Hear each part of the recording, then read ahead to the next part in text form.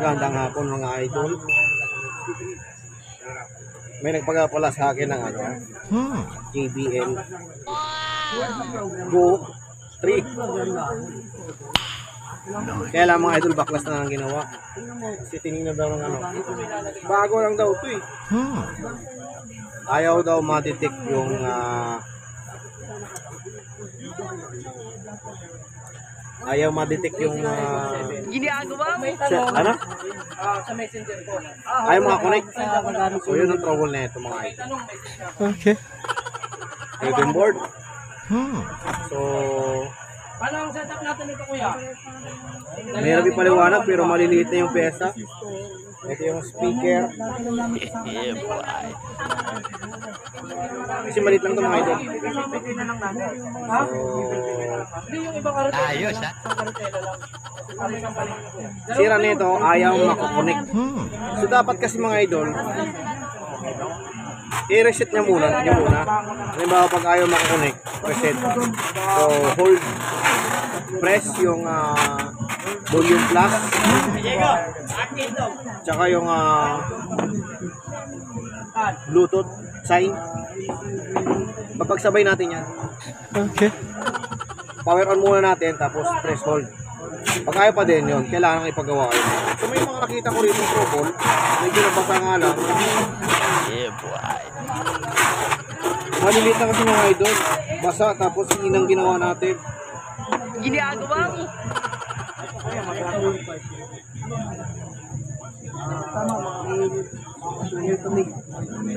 Ginawa natin ito, nireheat.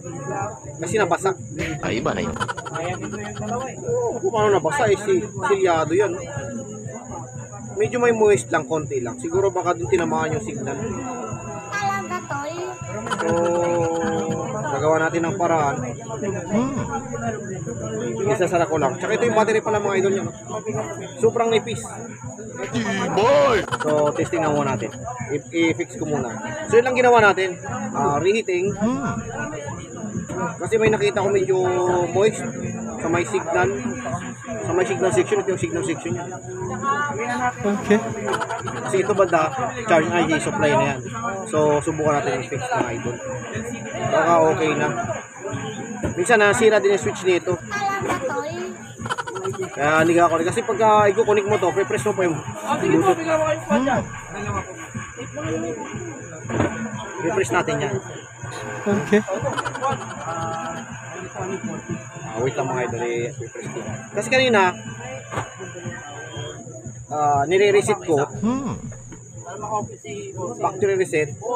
Volume plus. Ito to. Tapos yung Bluetooth sign. Press hold mga ilang segundo lang yata. Ayaw gumana. So sira yung switch nisa. Yun ang ginawa natin. Tapos may moisture. Siguro kinalahuan kaya ayaw na gumana ng switch.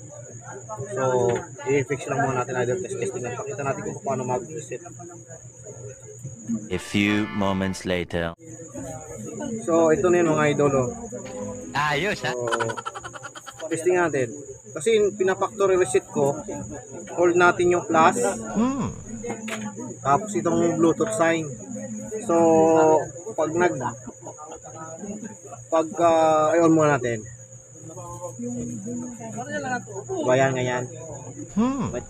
Tumunog. Tapos ngayon, pag natin, factory reset. Hold natin nang sabay itong plus volume tsaka Bluetooth sign. Mga matayan. Siguro mga 5 to 6 seconds.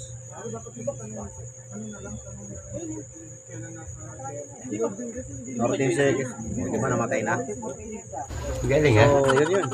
So, ito kasi ayaw mag-factory reset. Yun ang trouble na yun mga idol. Ibig sabihin, hindi rin siya makakonect kasi pipindutin mo pa rin to eh. Oo nga. Pagka i-connect mo sa cellphone. Pag power on, yan.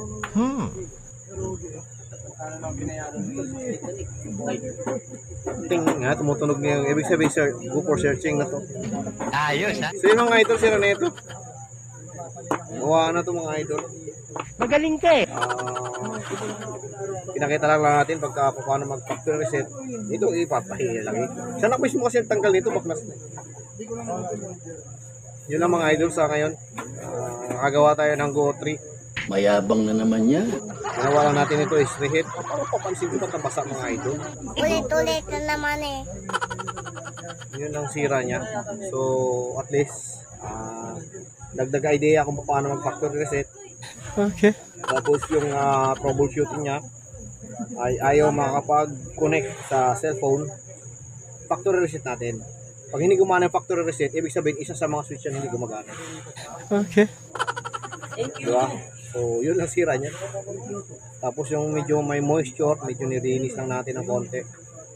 Kaya tapos pinatuyo. Okay na ito mga idol. Next video na yun.